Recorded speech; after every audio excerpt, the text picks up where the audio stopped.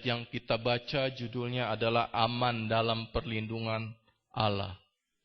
Aman dalam perlindungan Allah. Kalau berbicara tentang rasa aman, tentunya semua orang membutuhkan rasa aman. Jangankan orang, binatang aja cari aman. Amin. Binatang aja cari aman. Makanya binatang bikin persembunyian, sarang, atau tempat dia untuk berlindung. Supaya apa? Supaya aman dari lawan-lawannya, dari musuh-musuh yang dapat menerkam, membunuh. Itu binatang, apalagi kita manusia. Amin. Kita butuh rasa aman. Saudara datang ke ibadah yang naik motor, ya banyak kan? Pakai helm, pakai jaket, supaya apa? Aman kan? Pakai helm supaya aman, kalau jatuh nggak benjol. Amin. Pakai jaket, yang jalan jauh supaya nggak masuk anjing, gitu. Nggak masuk angin. Aman. Terlindung dari segala sakit penyakit. Kita berani bayar mahal demi apa? Demi suplemen kesehatan, suplemen kecantikan, alat-alat kecantikan. Ya banyak orang tuh yang berani demi kecantikan, berani bayar mahal lu. Apa saya di internet ditawarin itu alat jutaan tuh apa? Nano spray. Nano spray. Airnya pakai air oksi katanya. Wah, double dagangnya. Itu demi rasa aman. Kalau terlihat cantik kan lebih pede, ada rasa aman. Berani bayar mahal jutaan. Tapi kalau ke gereja kolektor cuma ceban. Enggak seimbang. Amin. Kalau barang-barang itu berani bayar mahal. Makan-makan ke kafe ratusan ribu. Giliran gereja kolektor. Takut di luar. Amin. Misi kasih enggak. Misi kasih orang yang diberkati Tuhan. Tak berani. Nah ini kan menunjukkan memang kita ini orang-orang yang butuh rasa aman. Untuk ada rasa aman, kita asuransikan jiwa kita, kendaraan kita, mobil kita, rumah kita. Mau asuransi ada agennya di sini. Bersertifikat AAJ, bener ya? Julius Purnama, bukan promosi. Soalnya ada yang anti juga, anti ya. Anti asuransi. Apa dia beriman tanpa asuransi? Ya nggak apa-apa. Saya salut sama orang-orang seperti itu. Tapi ya jangan menghakimi, karena saya pegang yang Rasul Paulus ajarkan tentang orang yang menjalankan hukum Taurat sama yang tidak. Kalau saudara beriman menjalankan hukum Taurat, silakan aja jalankan. Tapi kalau saudara tidak mau menjalankan, silakan. Itu kan hanya hal seperti itu. Kita nggak bisa menghakimi orang beriman tidak beriman dari urusan asuransi. Nah ini kan menunjukkan kita butuh rasa aman. Setiap manusia membutuhkan rasa aman. Negara bikin peraturan, dibentuknya lembaga-lembaga keamanan TNI Polri, supaya memberikan rasa aman pada masyarakat Indonesia. Amin. Jadi rasa aman itu ternyata merupakan kebutuhan dasar. Selain makan, minum, pakai. Saya baca dari Wikipedia di internet. Seorang tokoh psikologi, Abraham Maslow. Ini kalau orang yang kuliah atau suka baca buku psikologi pasti tahu. Karena salah satu bapak tokoh psikologi. Saya baca ini artikel teori dia bagus, saudara. Bahwa ada 5 tingkatan dalam kehidupan manusia. 4 itu kebutuhan dasar. Kebutuhan fisiologi, yaitu kebutuhan fisik. Setiap manusia butuh makan, minum, pakai. Kalau orang sampai kekurangan makan, minum, pakai, maka orang itu tidak bisa bertumbuh secara maksimal. Bisa sakit, Bahkan anak kecil yang kekurangan gizi bisa idiot ya. Jadi pertumbuhannya nggak normal. Tapi ternyata bukan hanya makan minum pakai yang manusia butuhkan, kebutuhan dasarnya itu. Itu fisik. Tapi juga rasa aman, rasa dicintai, rasa berharga ternyata merupakan kebutuhan dasar manusia. Kalau dari kecil tidak terpenuhi, maka orang itu pun nggak akan berkembang dengan baik. Jiwanya. Amin. Nggak bisa memaksimalkan dirinya, potensi dirinya secara maksimal. Pasti bermasalah dalam hidupnya. Kita butuh rasa aman. Apalagi dari kecil ya. Saya termasuk orang yang tidak terpenuhi. Rasa berharga saya, rasa aman, kalau dicintai, masih kecil ya sempat merasa orang tua kok lebih mengasihi kakak saya. Sempat berpikir, namanya anak kecil ya, kok kakak saya lebih diperdulikan. Makanya saya suka bilang, kakak saya itu mah anak mami, kalau saya anak jalanan. Karena saya nyelanang-nyelonong, dibebasin. Sama orang tua saya dibebasin. Kenapa? Ternyata orang tua saya anggap saya itu cerdik. Makanya dia bebasin saya. Saudara nggak percaya, saya umur 4 tahun bisa nangkep maling. Pernah saya ceritain. Saya tangkap maling benar. Di rumah saya itu dirampok semua habis hilang. Yang baju habis hilang, yang kesel sepeda saya hilang. Kelas 4, bukan 4 tahun, kelas 4. Masih kecil kan, kelas 4. Jadi akhirnya saya kasih merekes, karena saya tahu itu tempat barang loak, jalan kayak detektif lah. Wih, ada sepeda saya. Pulang langsung saya nangis, sepeda ada di asem merekes, sepeda di asem. Kebetulan tetangga saya Abri, langsung samperin. Balik lagi, baju yang dia dimalingin itu, semua balik lagi, malingnya ketangkep sebenarnya. Tapi mungkin karena ama Abri itu kenal ya, mungkin orang dekat, akhirnya dibebasin.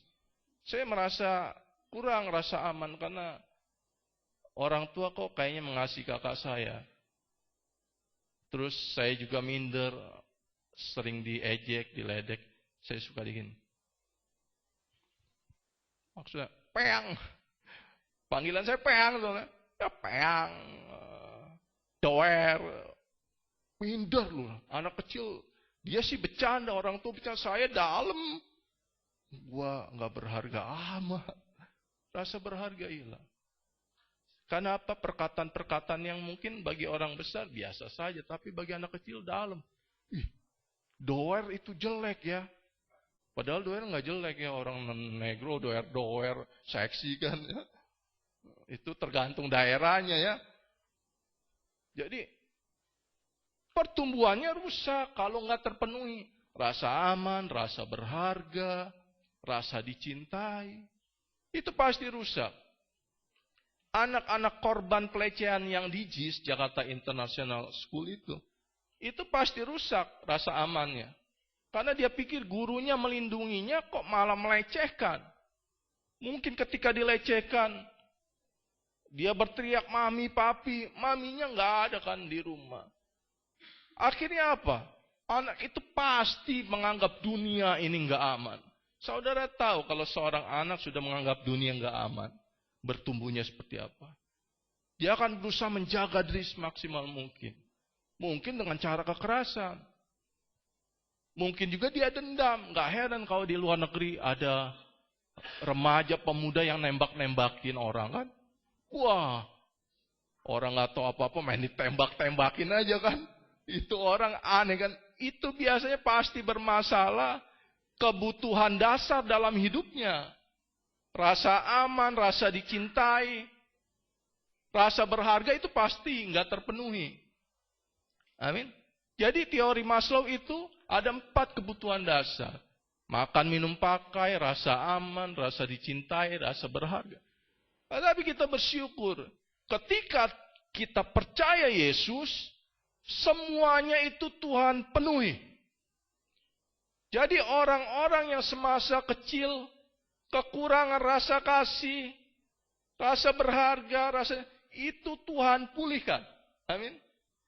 Jadi kalau saya bisa berkhotbah hari ini karena Tuhan sudah pulihkan rasa berharga itu. Bahwa saya berharga di mata Tuhan. Kasih Allah besar dalam hidup saya. Saya merasa aman dalam lindungan Tuhan. Tuhan pulihkan. Amin. Kalau dulu, waduh ketemu orang yang ngomong minder, saya nggak berani. Ya. Tuhan penuhi semua kebutuhan dasar. Jadi kita bersyukur punya Allah seperti Yesus. Amin. Nah, di ayat yang kita baca ini, Raja Daud mulai kehilangan kebutuhan dasarnya itu, rasa aman. Makanya dia buat kitab Mazmur, aman dalam perlindungan Tuhan.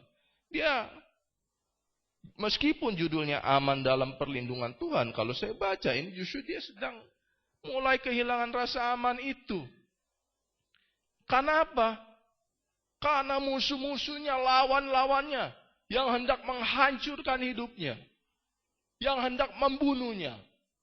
Di ayat 2 dikatakan, ketika penjahat-penjahat menyerang aku untuk memakan dagingku, yakni semua lawanku dan musuhku, mereka sendirilah yang tergelincir dan jatuh. Nah ini. Dia merasa banyak orang penjahat musuh lawan ingin menyerang, ingin membunuh, ingin memakan dagingnya. Sehingga apa? Timbullah rasa takut.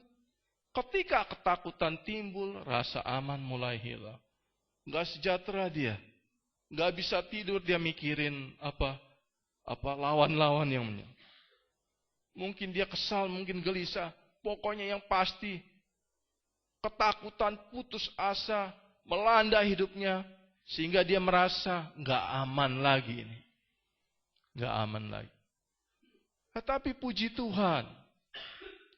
Dalam keadaan seperti itu, Daud punya solusinya. Ada beberapa langkah di ayat ini yang Raja Daud lakukan.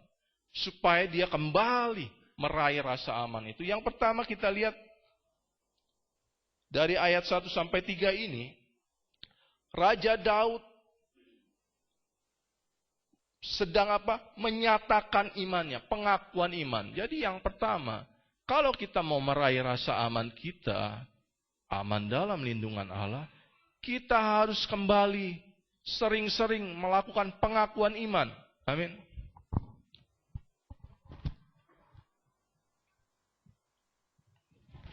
Nggak sinkron.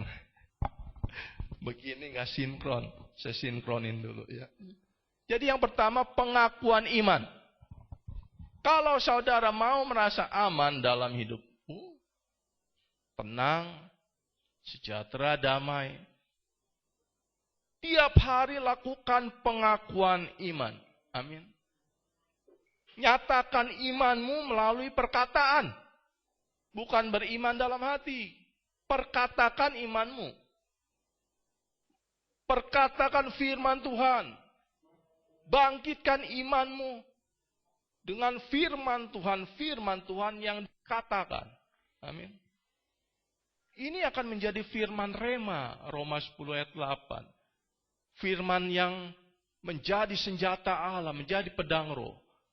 Firman yang seperti Yesus ketika dicobai oleh iblis. Yesus katakan firman, maka iblis itu menjauh, kalah.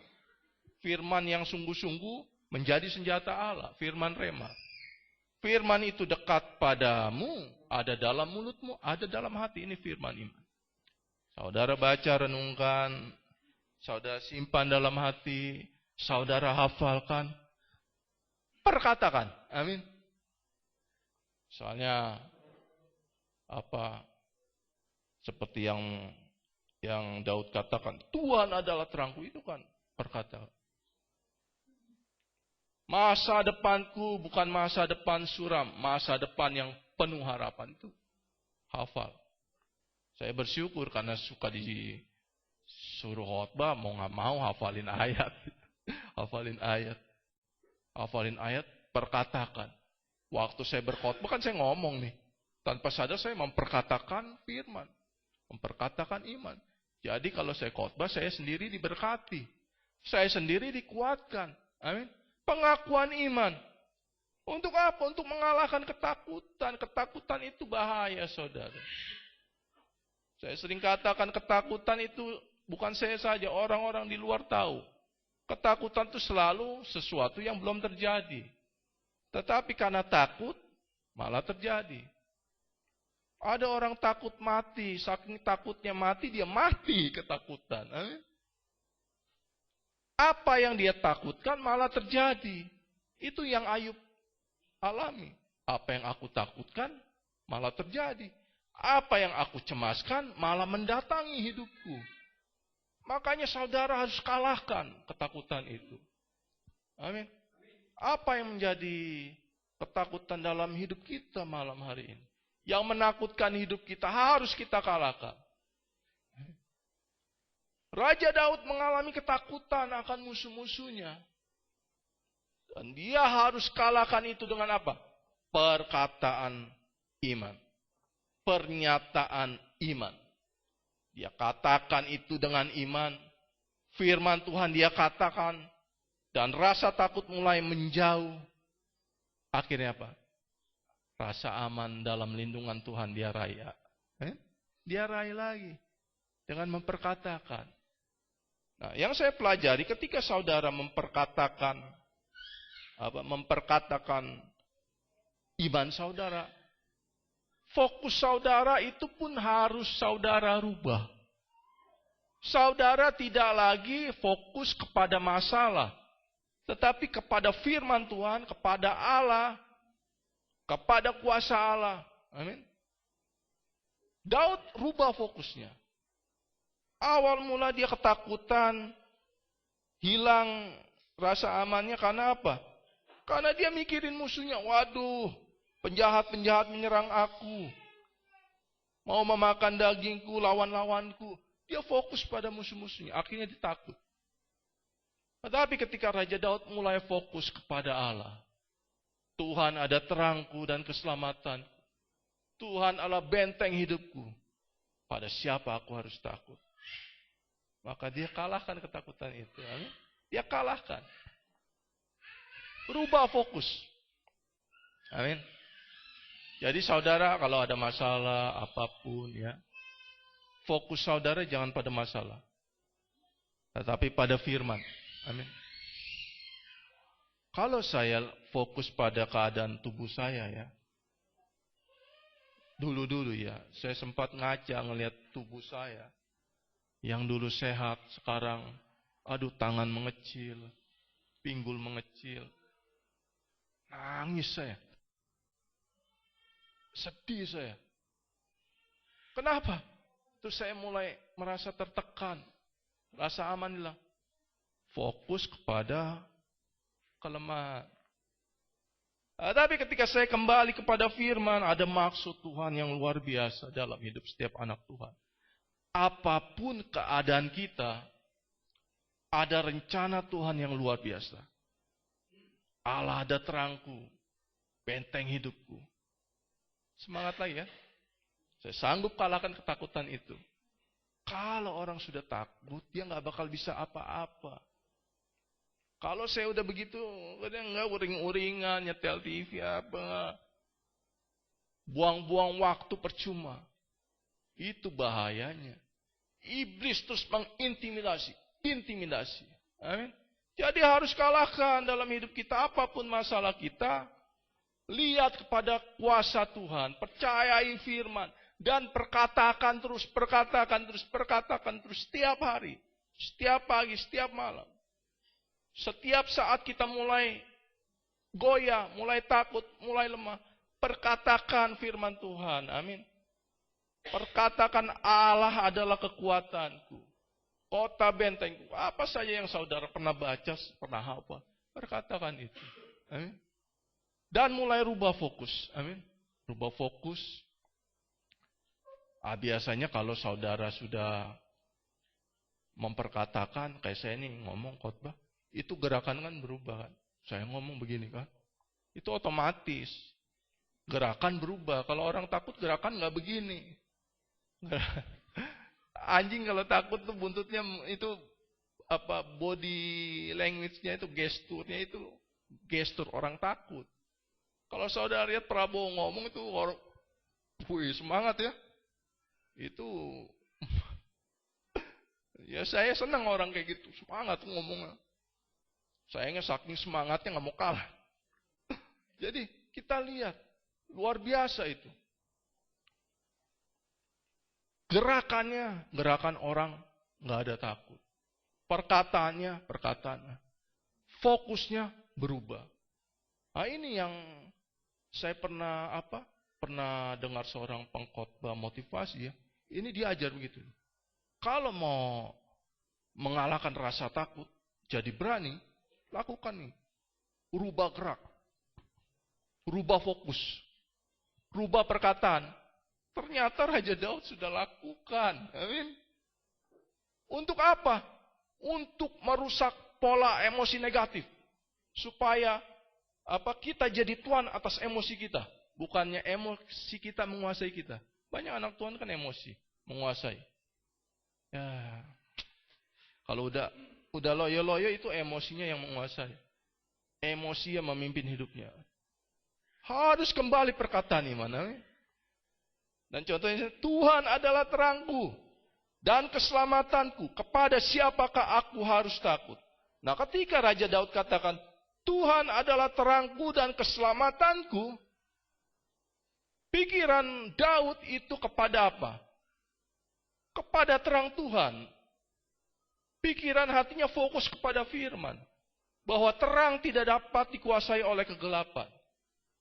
Bahwa hidupku tidak akan berjalan di dalam kegelapan karena ada terang Tuhan. Bahwa hidupku pasti bercahaya karena Tuhan adalah terangku. Fokus firman. Dia ngomong perkataan Tuhan adalah terangku, hati pikirannya ke firman. Kegelapan tidak dapat menguasai. Roh-roh jahat tidak dapat menguasaiku. Karena Allah adalah terang. Terang tidak dikalahkan gelap. Pikirannya fokus pada firman. Aku tidak akan tersesat, karena Tuhan adalah terangku. Orang yang percaya kepada Tuhan Yesus tidak akan berjalan di dalam kegelapan. Artinya apa? Aku akan berjalan di dalam terang. Perjalanan hidupku pasti berhasil. Tuhan akan menuntunku ke air yang tenang, ke padang yang berumput hijau, yang menyegarkan jiwaku. Fokus firman. Amin.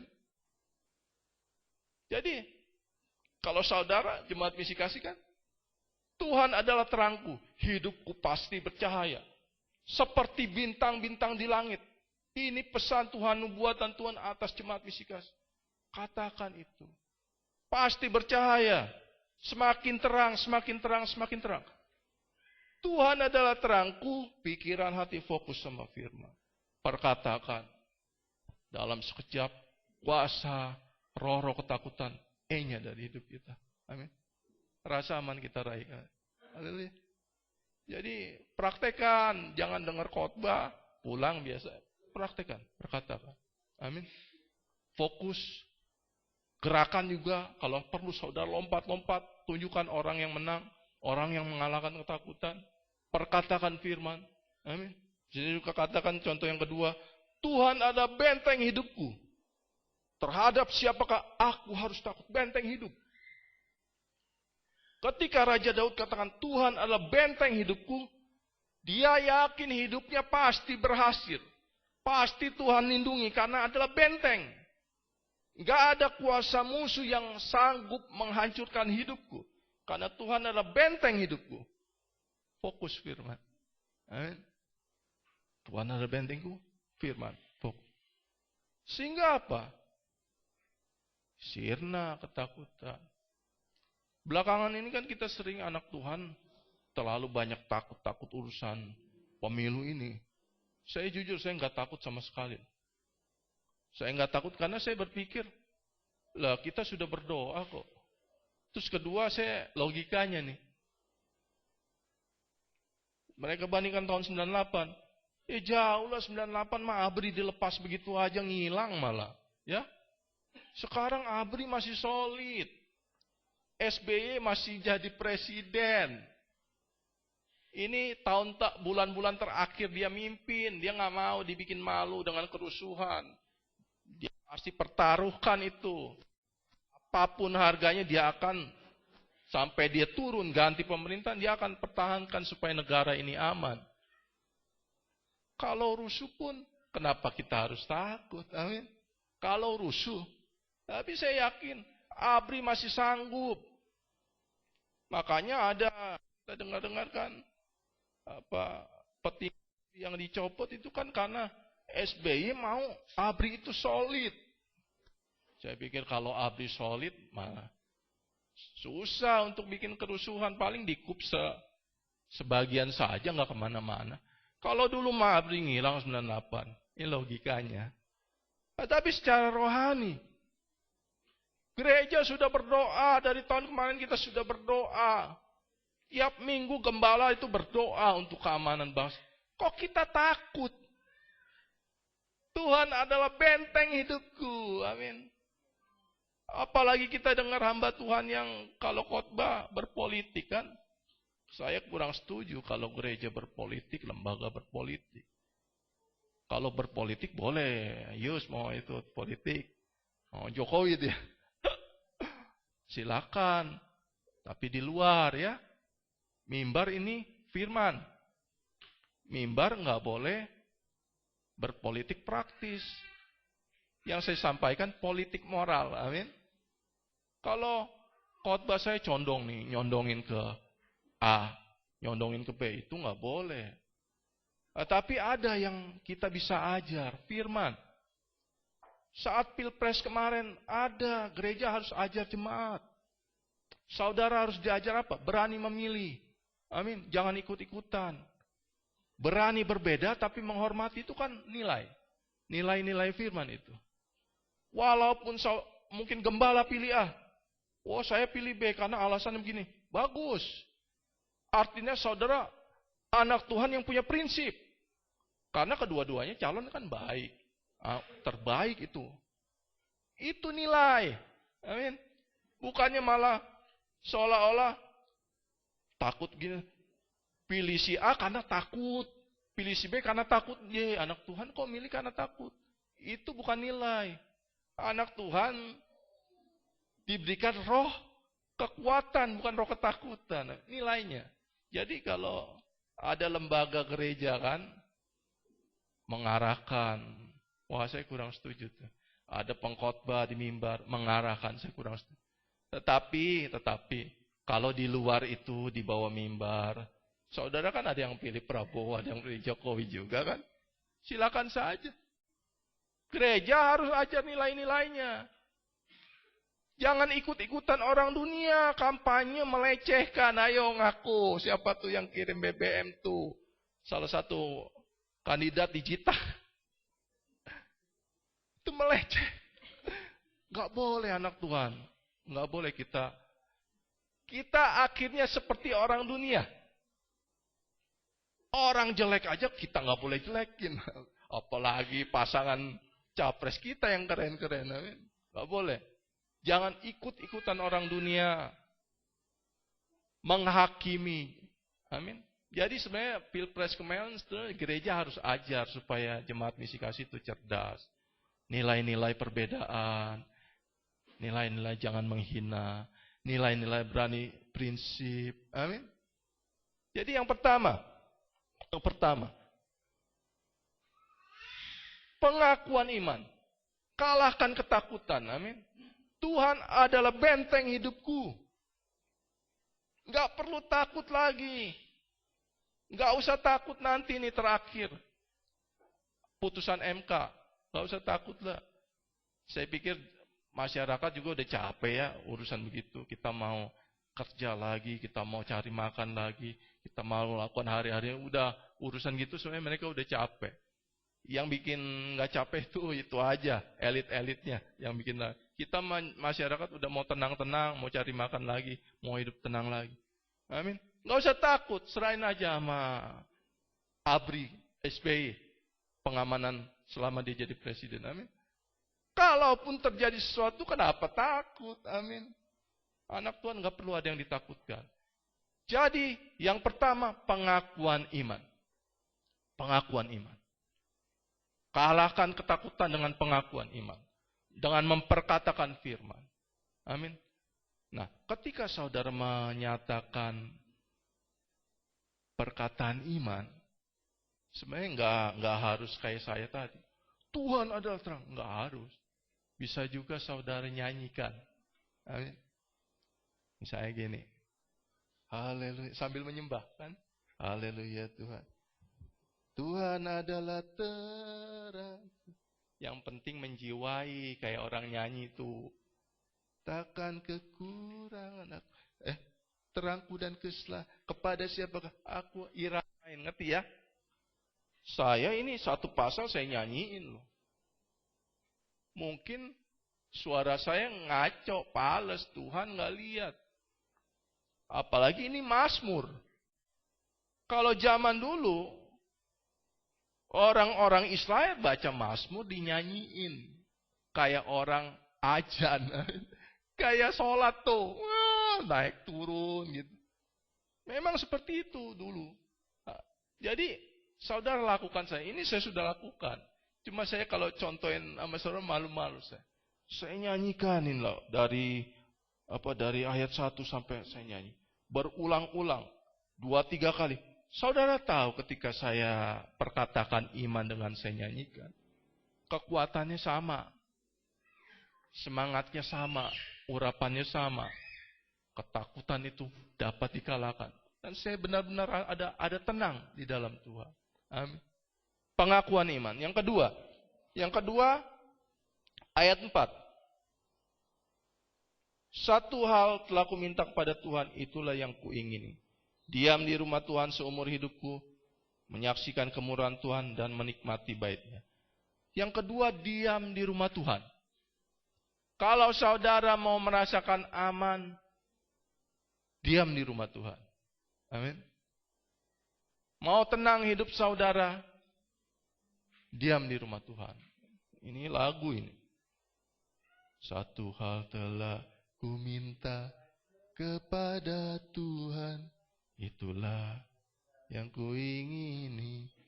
Diam di rumah Tuhan seumur hidupku, menyaksikan kemurahan Tuhan dan menikmati bait-Nya. Tahu ya lagunya ya? Remaja nggak tahu saya nyanyi, tahu nggak? Nggak tahu, capek-capek gue nyanyi nggak tahu. Udah nyanyi serius-serius, tahu nggak? Enggak kok, nggak ada yang tahu. Tapi saudara tahu ya, ini lagu enak saudara. Tentang kerinduan akan rumah Tuhan. Kalau saya nyanyi itu suka begitu, saya suka enak ya. Sama teman saya kalau ngumpul gitu. Saya sampai habis nyanyi, enak ya. Tapi lebih enak lagi lu gak usah nyanyi gitu. Jadi ini lagu enak. Tentang apa? Tentang diam di rumah Tuhan. Kalau saudara mau merasa aman, diam di rumah Tuhan. Artinya apa? Diam di rumah Tuhan artinya saudara membangun satu ibadah pribadi. Persekutuan pribadi, sehingga saudara merasakan hadirat Allah. Saudara bisa menyaksikan kemurahan Tuhan. Saudara bisa menikmati kemurahan Tuhan. Tetapi sendiri di rumah. Ketika saudara ini diam di rumah Tuhan. Rumah Tuhan menurut Daud itu maksudnya pondok Daud, kemah Daud. Jadi, kalau zaman Musa itu rumah Tuhan, tenda Musa, tabernakel Musa. Zaman Daud, pondok Daud. Zaman Salomo, bait Allah. Zaman Yesus juga pakai bait Allah. Itu semuanya adalah tempat di mana tabut perjanjian ditaruh. Kalau zaman Musa di tempat ruang Maha Kudus. Kalau zaman Daud, nggak ada ruang Maha Kudus, ditaruh aja, dibuatin tenda permanen, taruh di tengah-tengah. Untuk apa? Untuk ibadah. bawa korban persembahan, hadirat Allah turun. Jadi rumah Tuhan itu tempat hadirat Allah kita rasakan. Saudara harus diam di rumah Tuhan kalau mau ada rasa tenang. Artinya yang pertama, bangun hubungan dengan Tuhan. Amin.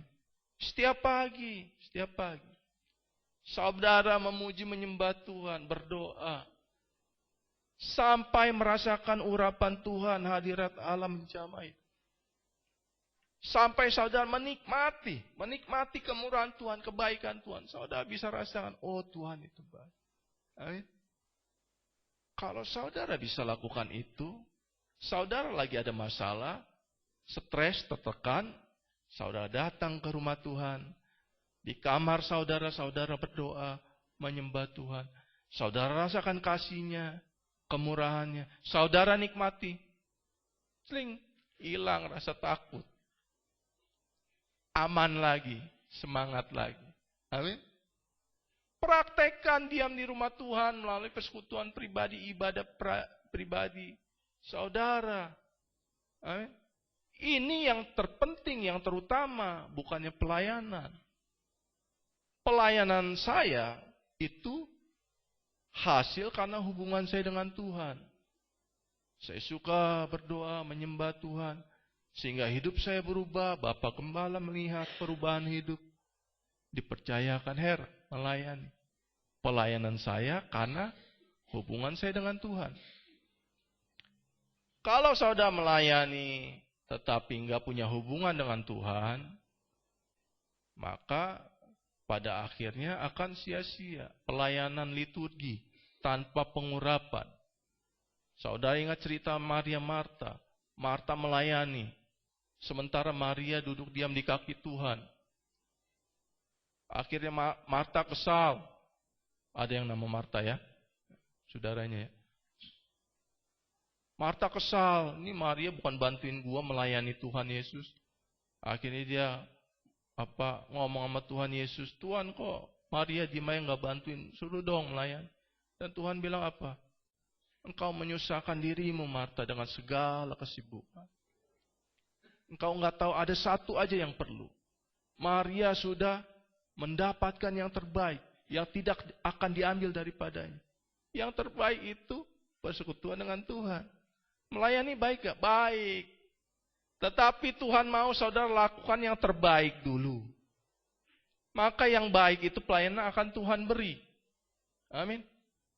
Kalau saudara tidak lakukan seperti itu, akhirnya apa? Akhirnya pelayanan itu akan Tuhan ambil. Tetapi Maria lakukan sesuatu yang tidak akan diambil daripadanya. Hubungan kita dengan Tuhan itu Tuhan akan perhitungkan sampai kekekalan. Tuhan nggak akan ambil. Kalau pelayanan bisa Tuhan ambil. Saya berkhotbah bisa Tuhan nggak kasih khotbah lagi. Saudara melayani Tuhan bisa nggak kasih lagi. Tetapi hubungan kita dengan Tuhan itu Tuhan nggak akan ambil. Selamanya Tuhan akan terus ajak kita semakin dalam, semakin dalam. Diam di rumah Tuhan. Bangun hubungan pribadi. Yang kedua pengertiannya apa? Diam di rumah Tuhan artinya sama.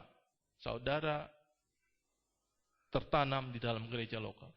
Saudara bangun ibadah bersama-sama, menyembah bersama-sama, melayani bersama-sama di dalam gereja secara kelompok. Ini diam di rumah Tuhan. Saudara pun sama, menyembah Tuhan dan saudara menikmati. Menyaksikan kemurahan Tuhan, menikmati kemurahan Tuhan. Saudara menikmati tidak? Banyak anak-anak Tuhan tidak bisa menikmati hidup bergereja. Ada di sini. Tidak ada rasa aman. Saya rasa nggak ada ya. Puji Tuhan. Orang-orang ke gereja kok nggak aman. Dengar khotbah kok nggak nyaman.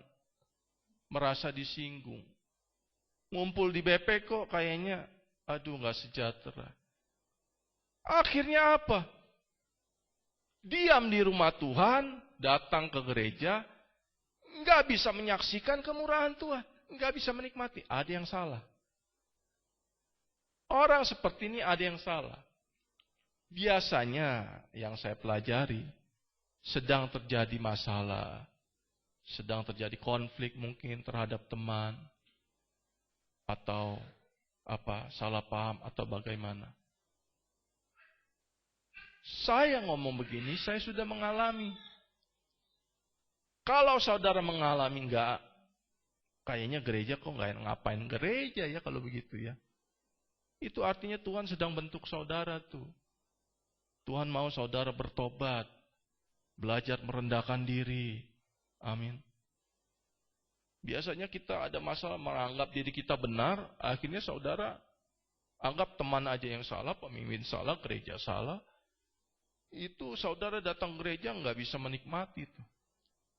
Nggak bisa menikmati hidupan bergereja. Bertobat saja. Saya sering katakan teman-teman kita yang tinggalkan gereja pasti mengalami itu. Nggak nyaman. Ke gereja nggak nyaman. Ketemu pemimpin nggak nyaman. Biasanya mereka itu nuntut. Ibu gembala berubah dong, bapak gembala berubah dong, gereja berubah dong. Teman-teman BP berubah dong. Dia nuntut, mereka berubah. Akhirnya apa? Nggak tenang hidupnya. Nggak ada rasa aman. Nuntut. Makanya saya ajarkan jadi orang jangan suka nuntut apapun dari siapapun. Karena kita nggak berkuasa. Kalau mau pemimpin berubah itu urusan pemimpin. Teman berubah itu urusan teman sama Tuhan. Yang penting hidup kita berubah. Amin. Ketika saudara berubah, maka dunia kita berubah. Itu sudah saya praktekkan. Rasa tidak aman di dalam gereja itu udah puluhan tahun yang lalu. Kadang ada teman-teman itu yang mengalami seperti itu. Saya nggak terpengaruh, saya arahkan aja. Kita aja yang berubah. Susah kalau kita ngomong orang berubah. Bagaimana orang berubah? Emangnya Tuhan aja nggak sanggup merubah orang kalau orang itu nggak mau, ya? Karena ada kehendak bebas, apalagi kita. Jadi solusinya apa? Kita yang bertobat, kita yang berubah. Mereka yang tinggalkan gereja rata-rata mereka nggak bertobat, nggak berubah. Akhirnya ambil keputusan. Kalau saya ngomong nyamannya ya nggak mau menyalahkan. Ya udahlah mungkin nggak cocok di misi kasih, paling begitu kan? Ya mungkin tempat dia bukan di misi kasih, mungkin bukan areanya di misi kasih. Padahal kalau mau jujur, kalau saudara ada di sini, artinya ada maksud Tuhan. Amin. Jadi saudara harus belajar diam di rumah Tuhan, bergereja di misi kasih, nikmati. Amin. Kemurahan Tuhan. Amin. Saya menikmati. Aduh, menikmati. Sudah nggak bohong, sudah puluhan tahun. Kalau saya ada masalah apapun, saya nggak pengaruh. Saya tetap menikmati kebaktian, menikmati pertemanan. Mungkin di retret ada masalah, jemaat nggak terpengaruh. Saya tetap menikmati. Acara retret menikmati, pelayanan menikmati, ibadah. Aduh, ini yang harus kita raih. Amin. Diam di rumah Tuhan seumur hidupku dan menyaksikan kemurahan Tuhan. Bagaimana enggak menikmati? Kalau saya bisa khotbah ini kemurahan Tuhan. Ada yang gotong-gotong saya naik. Lift alami. Lift alami itu kemurahan Tuhan. Saya jujur ya. Baju batik khotbah saya ini kemurahan Tuhan. Saya nggak pernah beli. Malah ada yang belum saya pakai tuh. Itu semua dari jemaat, dari ibu gembala, dari kemurahan Tuhan. Bukan saya nggak bisa beli baju ya. Bukan ya. Saya nggak semenderita seperti itu toh. Tapi walaupun sekecil apapun, saya merasakan kemurahan Tuhan melalui apa? Melalui saudara kan. Saudara melihat kemurahan Tuhan melalui saya, pelayanan saya. Karena Tuhan gak mungkin jatuhkan kemurahan Tuhan dari langit. Gak mungkin. Kemurahan Tuhan itu dapat kita rasakan melalui rekan-rekan sepelayanan. Amin. Melalui kepedulian kita terhadap teman ketika dia mengalami kesusahan. Ketika dia menangis, kita bisa menangis. Itu kemurahan Tuhan. Ketika mereka bersuka cita, kita bersuka cita. Itu kemurahan Tuhan. Jadi saya harap, kalau saudara sudah bisa raih ini, maka saudara akan merasa aman. Aman di dalam lindungan Allah. Amin. Diam di rumah Tuhan. Bangun persekutuan pribadi di rumah. Bangun persekutuan bersama-sama di gereja. Dan nikmati kerumunan Tuhan. Amin. Yang terakhir, yang ketiga. Ayat 14. Nantikanlah Tuhan, kuatkanlah dan teguhkanlah hatimu. Ya, nantikanlah Tuhan. Jadi yang ketiga adalah menantikan Tuhan. Kalau saudara mau seperti Daud merasa aman, nantikanlah Tuhan. Amin. Menantikan Tuhan artinya kita tetap percaya. Percaya pada firman-Nya, percaya pada janji Tuhan, dan terus berharap. Tuhan pasti tolong, Tuhan pasti genapi. Nantikan. Kalau saudara terus menantikan Tuhan, dengan penuh ketekunan, dengan penuh kesabaran, maka saudara akan mendapat kekuatan baru. Pasti. Orang-orang yang tetap fokus mengandalkan Tuhan, mencari-cari Tuhan, tetap percaya akan janji Tuhan, ini menantikan Tuhan. Dia akan mendapatkan kekuatan baru. Dikatakan seumpama Raja Walid naik terbang. Artinya apa? Mampu melintasi badai. Saudara mampu melintasi badai hidup. Masalah apapun saudara akan mampu hadapi. Dan ada yang luar biasa, saudara menjadi pribadi yang kuat. Mempunyai daya tahan rohani. Saudara punya daya tahan. Saudara bisa survive dalam situasi yang gak memungkinkan. Tetap hidup. Rohani saudara tetap hidup.